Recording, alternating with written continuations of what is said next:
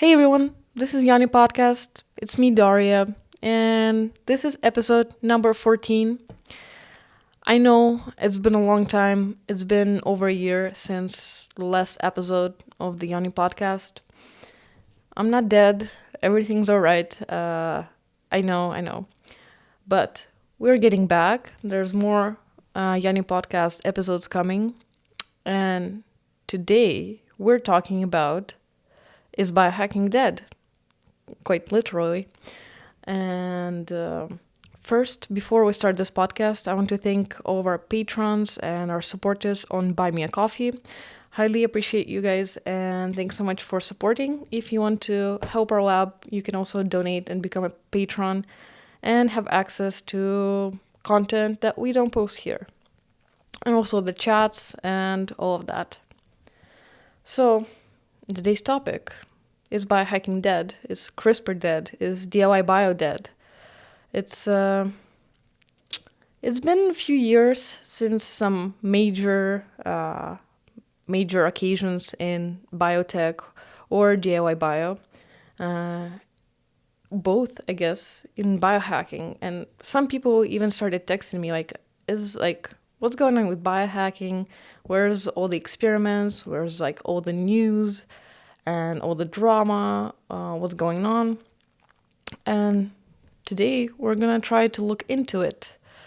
But spoiler: biohacking is not dead, and everything's pretty good in biohacking. It just takes some time. Surprisingly, science takes time to develop your experiments, to gather some information and data. And a lot of people stopped doing biohacking. A lot of people started doing biohacking. But let's, get more into that. So today we're going to talk about the current state of biohacking in year 2024, 2023, 2022. We're also going to talk a little bit about Bryan Johnson and all the other biohackers like Dave Asprey, and a little bit more about the history of biohacking. I think it's actually a very important topic because, well, in my opinion, without knowing the background, knowing the history, it's hard to predict what's going on right now. Was not predict, right? It's hard to tell what's going to happen in the future. And like any industry, I just think it's interesting to compare, for example, the history of computer science and computer engineering and see where it came now. It's a long way. I know biohacking hasn't been around for this long, but also it's been already quite some time. Like the active years of biohacking has been over a decade now, which is, it's quite some time. Maybe it's not huge in scientific wise, but it's in 10 years you can already draw some conclusions and have some opinions about it. So what's going on with biohacking? First thing I did when preparing for this podcast is I went to Google Trends because I just wanted to see, because I myself felt like biohacking was less and less in the media and people talked less about it, which is not necessarily a bad thing, but also you start thinking should I think about it? Is this a bad thing? Maybe something's wrong. Maybe this isn't gonna work out, and I had some doubts. But also, I disappeared for a year pretty much from the biohacking scene, which I also had my reasons to. I just wanted to rest and recharge and pretty much worked as a metal worker in Canada. I did enjoy it so much, but still, after 2 months, I got back to biohacking and built a little lab in the garage. I can't quit it, I guess. So, and over that year, I didn't really monitor the news that much. Maybe in biohacking, yes, but biotech wise, not so much. So I went to Google Trends, so I wanted to see how often do people Google or search by term biohacking, how many articles they open. And so when we search biohacking on Google Trends, I thought what we're going to see on this diagram is pretty much like, some growth upwards and then downwards. But surprisingly to me, there's obviously spikes, and we can connect those to maybe some news, some media articles, or some loud experiments, or I don't know, some content being posted on the internet. So we can track that down. But pretty much like before, like I guess May or end of 2017, it looked pretty much the same. It wasn't changing from 2014 till 2017. It was a very niche thing, a very kind of like DIY biolab approach. People weren't experimenting on themselves that much. But then we see like a spike in 2017, and then it just goes up from that.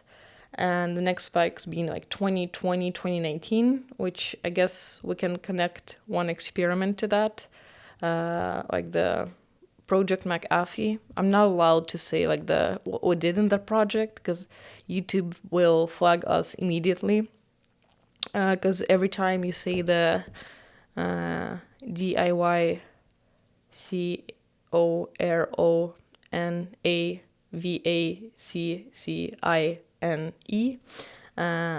YouTube puts you on puts a disclaimer, like they put their warning or whatever, and also pretty much your contact is getting flagged, and that's how I got my YouTube channel deleted. Because if some of you remember, I was streaming this project, I was posting some videos, and every week we were posting streams about the process, every step.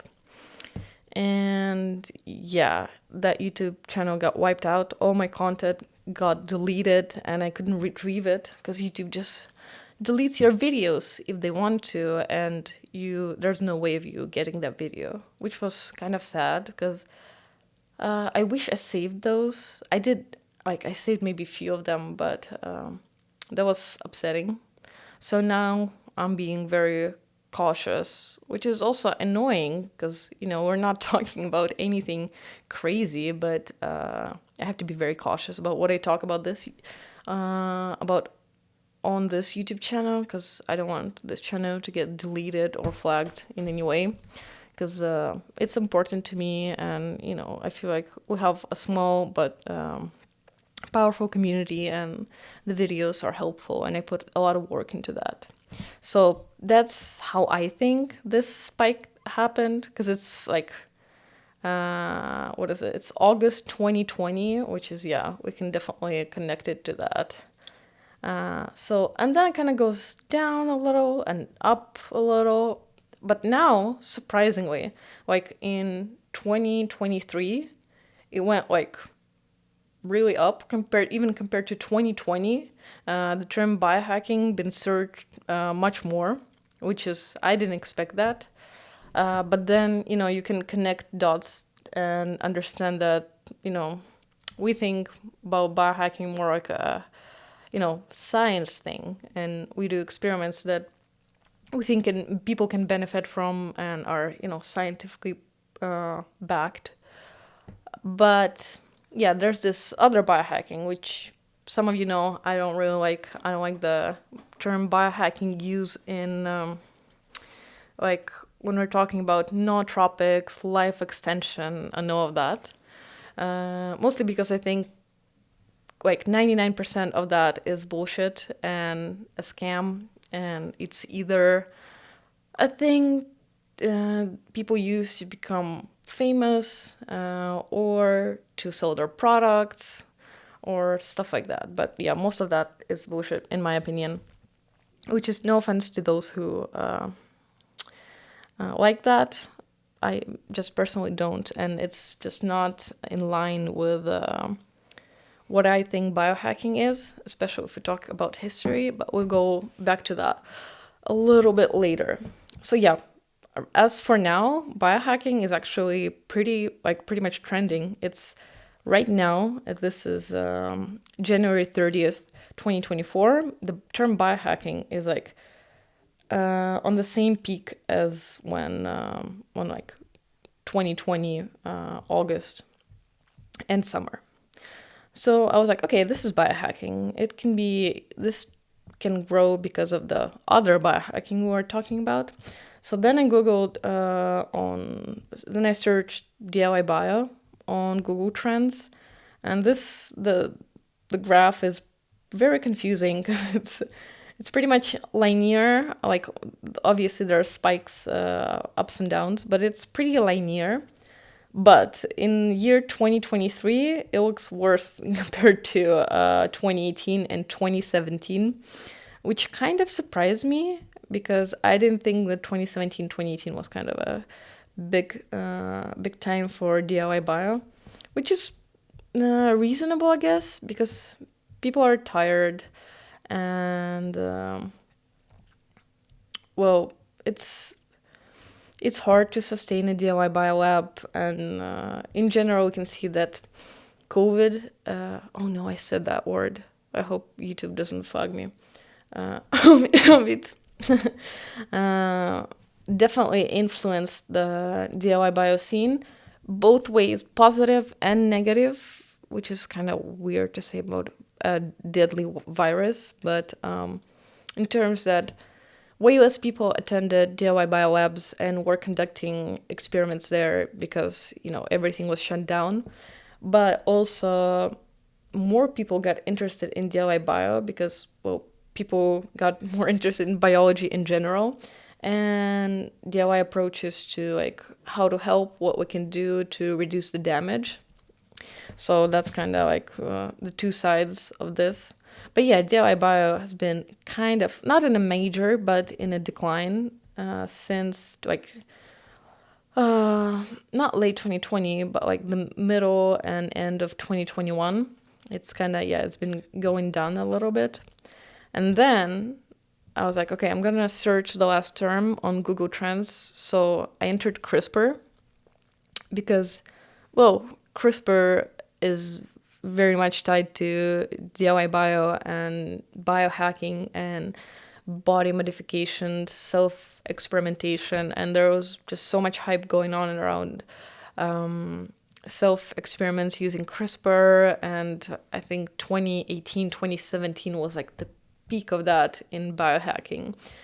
So surprisingly, I thought it would go down way more compared to like 2020, but we can see that, before 2016 wasn't really, popular. Then end of 2016 it peaked and then started growing with ups and downs, and it's still kind of going strong. It's people are still going CRISPR, although we do have a podcast episode about CRISPR, like CRISPR in 2023, I think it's called, about how like, should we still talk about CRISPR? Is it still, we had so many hopes about CRISPR, about, well, where will it take us in 10 years?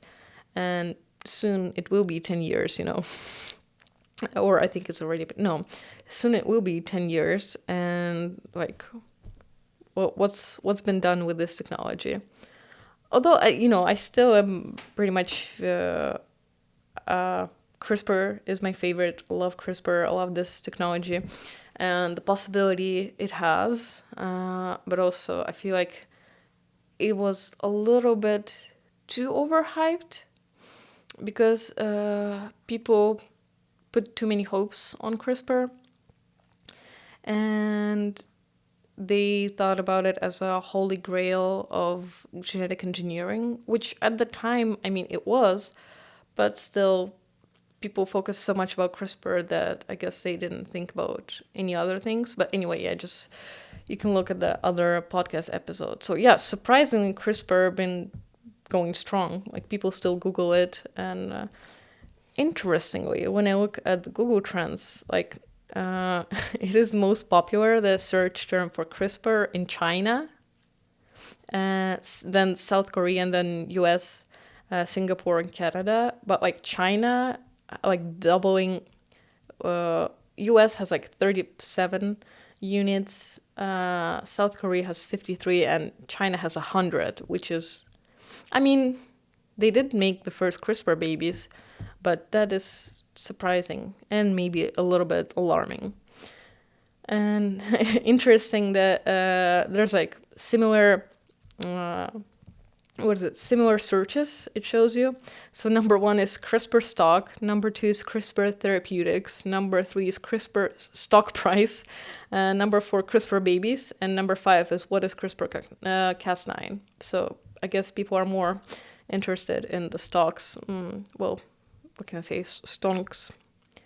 So yeah, now that we looked into trends, we can see that it's not been bad, and it's actually been moving forward and growing and gathering more attention, which is good for the biohacker movement. I think it should be as mass as possible, and people should talk about it more, and more people should become biohackers. And well, it's because it's important, not only because it's interesting and maybe you can do something revolutionary.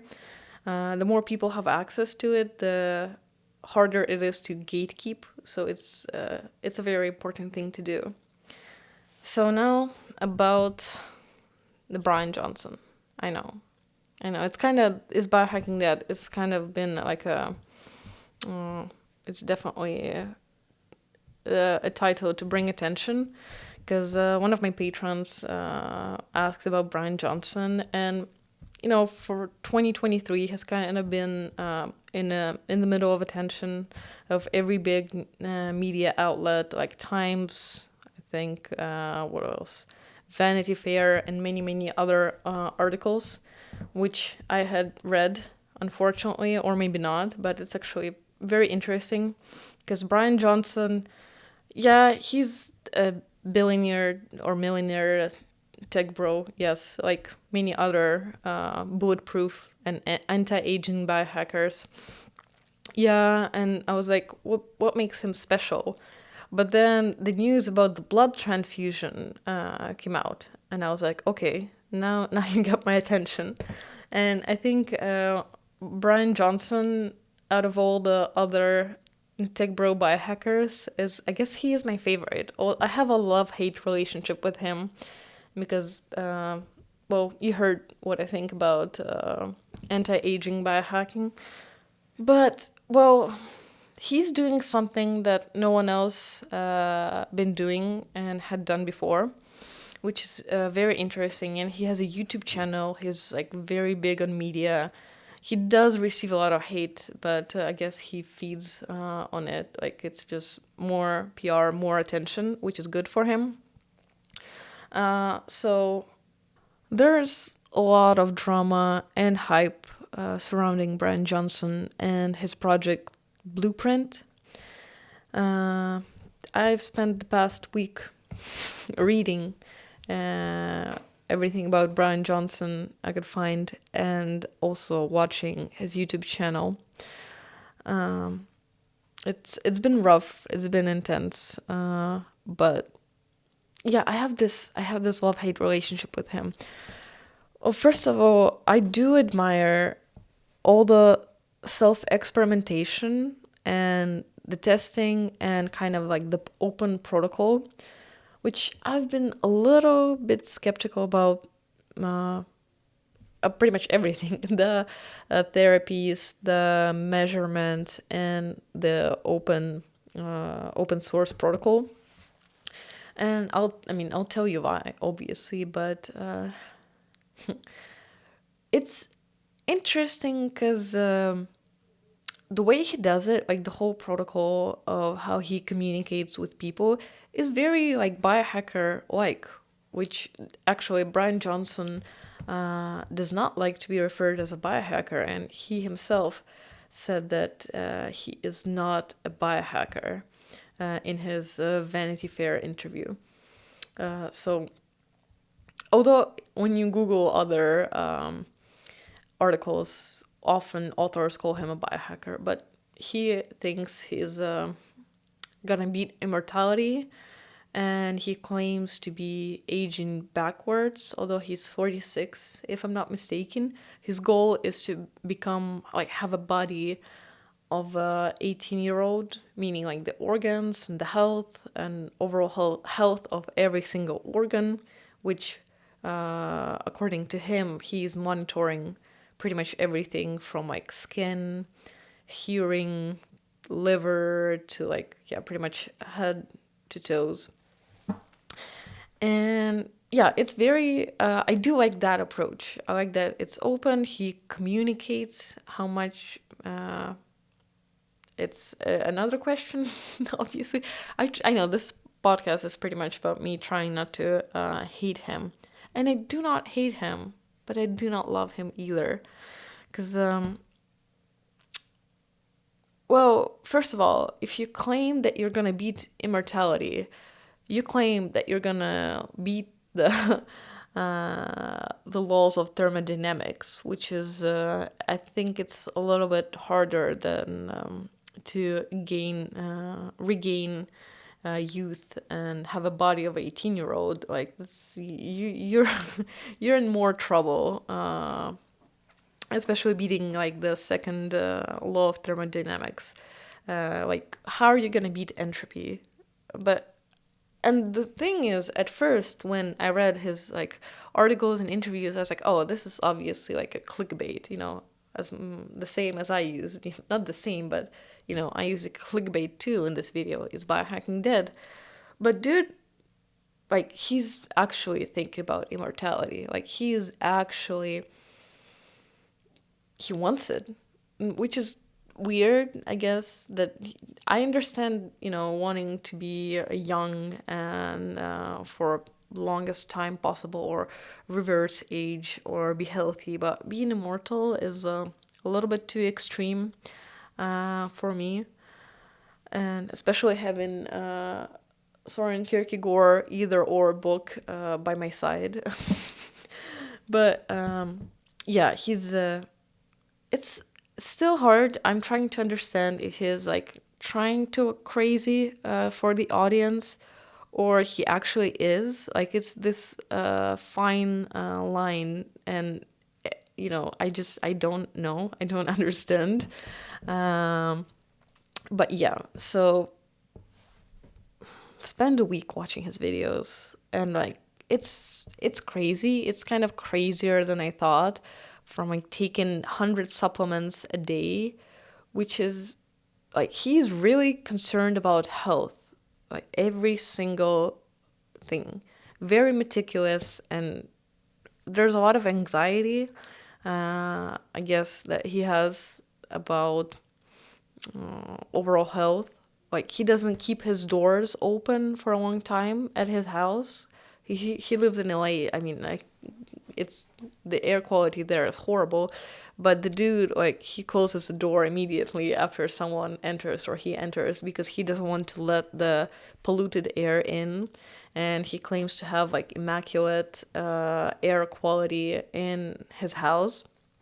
Has like air purifiers, which is, I mean, it's a good thing. It's good for your sleep, for your health, but it's intense, for my opinion.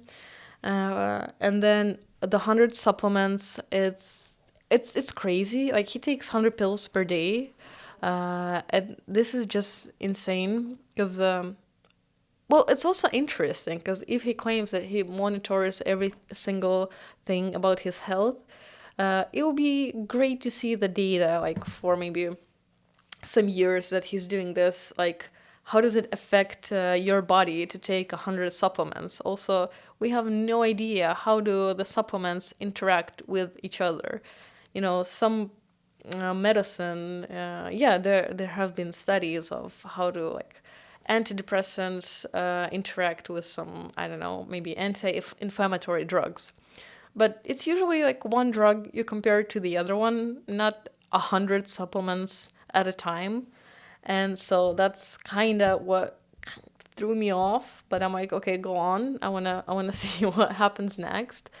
But it's creepy for me to build your life like all about trying not to die. And I mean, that's his slogan, don't die. That's his motto.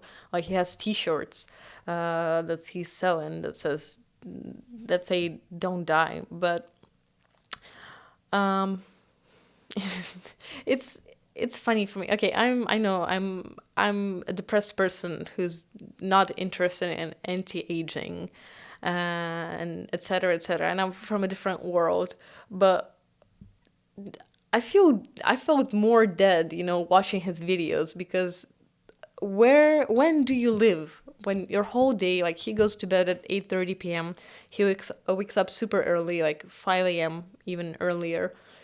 And then most of his day is pretty much taking supplements, exercising, doing measurements, doing therapies. And it's just, how much do you live? Like, maybe you do prolong your life, but how much of that life do you live? How many years of like active life did you have? But yeah, maybe I'm just a hater.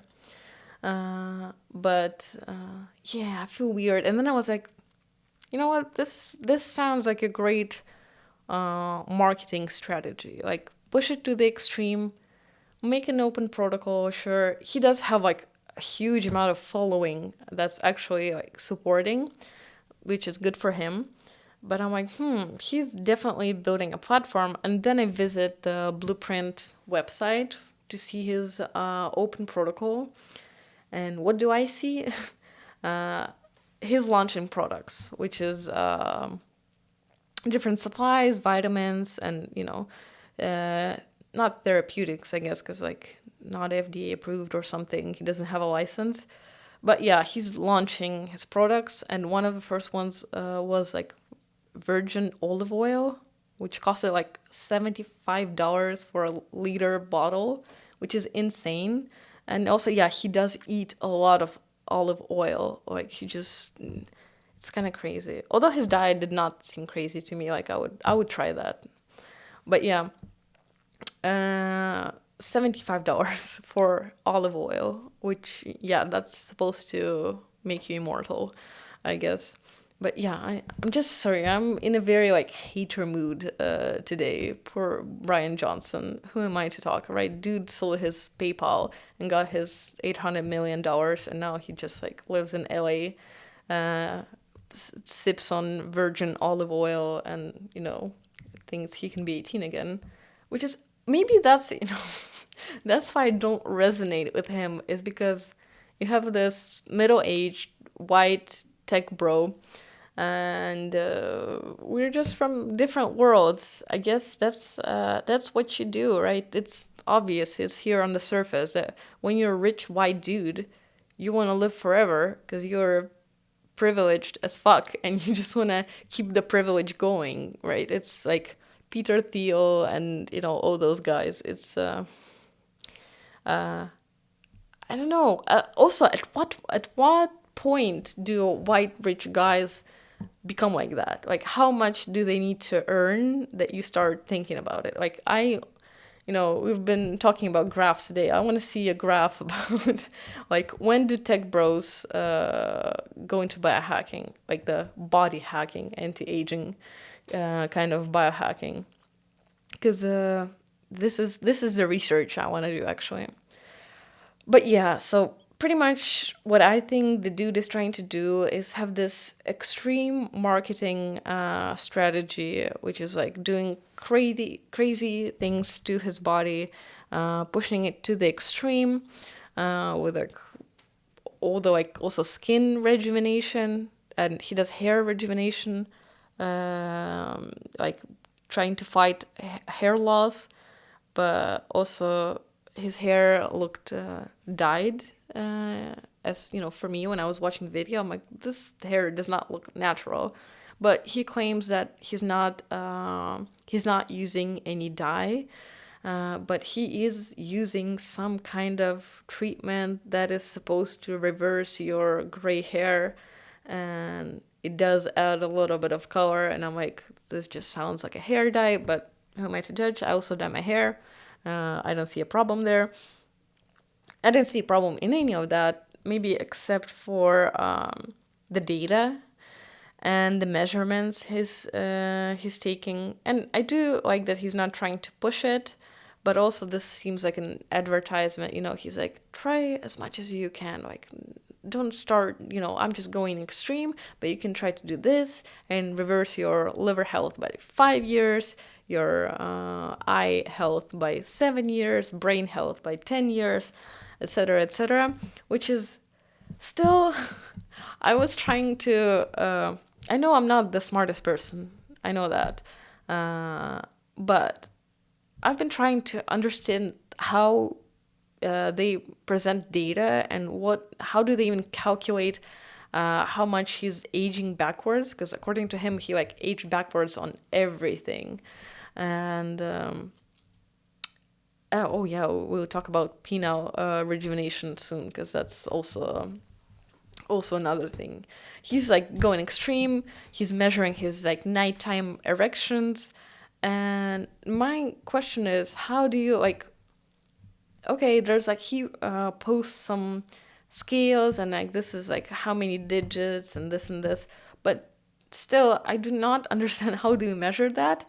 And so I ran into that problem, like how is this data accurate, what he's using as a reference, because also age is such a it's a harsh term, because, well, how do you measure aging in everyone? And yeah, you can use it statistically, but also like every single organ or body in general. It's a mind fuck. But yeah, his claims, that's where I have kind of a problem, because and apparently not only me, because when I've been doing my research, there's many doctors and scientists who are also like, what is this? What is this data? How do you read it? How do you? I mean, he does have pretty graphs on his website, but that's it. So, Bryan Johnson, I do like the self-experimentation. It's very biohacker-like. Do like the open protocol. The blood transfusion was pretty hardcore, kind of like that as a biohacker, and body autonomy advocate, and all that, which was also pointless. Like there wasn't any health benefits doing that, but whatever. Cool performance from the point of performance art. But yeah, and this is where I have a problem, because people still think if you're a biohacker, and still when I say I'm a biohacker, people usually think that I'm Bryan Johnson kind of biohacker. And I tried to explain that I'm more like Joe Zahner kind of biohacker. And then it's a whole different problem. But history is on our side, because the history is, the term biohacker, I'm citing Wikipedia right now, but the term biohacking, as well as the concept of do-it-yourself biology, has been known as early as 1988. So first, references or mentions of biohacking is in terms of DIY bio, not anti-aging and not tropics and all that. And you can kind of find that. It's Scott Sylvan, January 6, 1990. And yeah, you can kind of find that, Playing God in Your Basement, Fringe Michael, 1988. And then next reading, biohacking entered the San Francisco programmer and maker communities as early as 2005. This is before like Dave Asprey and Bulletproof Biohacking. Through simple demonstrations of basic experiments, as DIY bio experiments became the focus of super happy dev house hackers, the hobby gained additional momentum. And there's in 2005, Rob Carson wrote in an article in Wired, "The era of garage biology is upon us. Want to participate? Take a moment to buy yourself a lab on eBay." This is 2005. Just so you know, I was 5 years old in 2005. This is almost 2 decades ago, and this is impressive. And also, bulletproof biohackers weren't there. And I guess why I'm so bitter about it is I feel like they are appropriate. Biohacking is an amazing term. Like the word biohacking, it just sounds amazing, like, isn't it?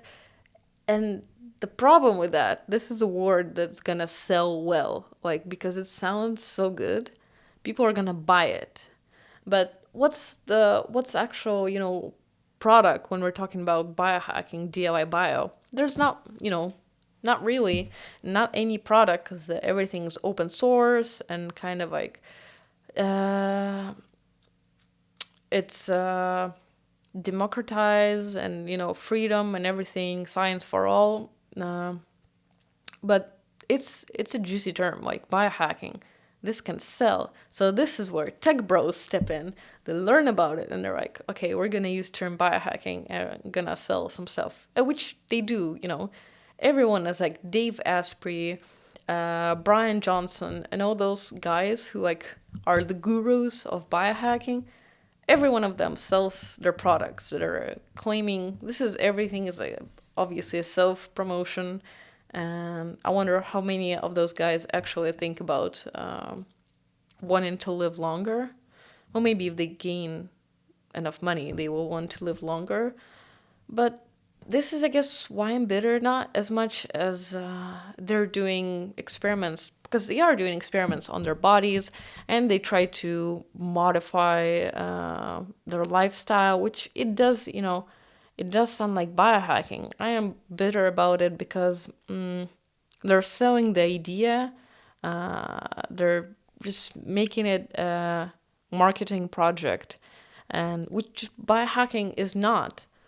And I'm not so bitter about them like overshading the DIY bio amateur, not so amateur community, because most of us are in the shade and are not public. And most of the people I know are actually, they don't want to be in the spotlight. They don't want to give interviews, which is reasonable. Interviews suck. I don't like doing them either. And so they keep in the shade, and then those who want to sell them something, they're like, we're going to biohacking. But yeah, so I'm not sure what to do with it other than more people engaging in biohacking, doing experiments, posting them. If you're watching or listening to this podcast, please do comment if you're doing some biohacking, if you're doing some experiments. I'm curious. I want to hear about your project. And it's kind of what I've been doing, is just trying to fill the infosphere a little bit more, but also, why biohacking is not dead? Because this is going to be an announcement of my new project, which is like, it's going to be a half announcement. Okay, I'm just announcing that I have a new project, but not talking about it very much, because I have anxiety about new projects that are not launched, because every time I announce a project that's haven't been launched yet, it fails. So I'm very superstitious about this thing. But yeah, soon you'll hear more news about a new project we're gonna try out in Ukraine. It's gonna be a big one. It's gonna involve stem cells, cell engineering, self-experimentation, live streams like the McAfee project, and maybe a test group. I don't know, but stay tuned. Also, the patrons and supporters on Buy Me a Coffee already know what this project is going to be, because I talk about all the sneaky stuff there. But yeah, anyway, thanks for sticking with me through this painful podcast that I tried to make clickbaity and pretty much just shit on every bulletproof anti-age biohacker. Biohacking is not dead, and I personally am doing everything to make it thrive. More episodes coming soon. Subscribe to Yanelab, leave a comment. Also, if you hated this podcast, leave a comment. If you liked it, leave a comment. Or please do tell about your experiments. And subscribe, and see you soon. Thanks.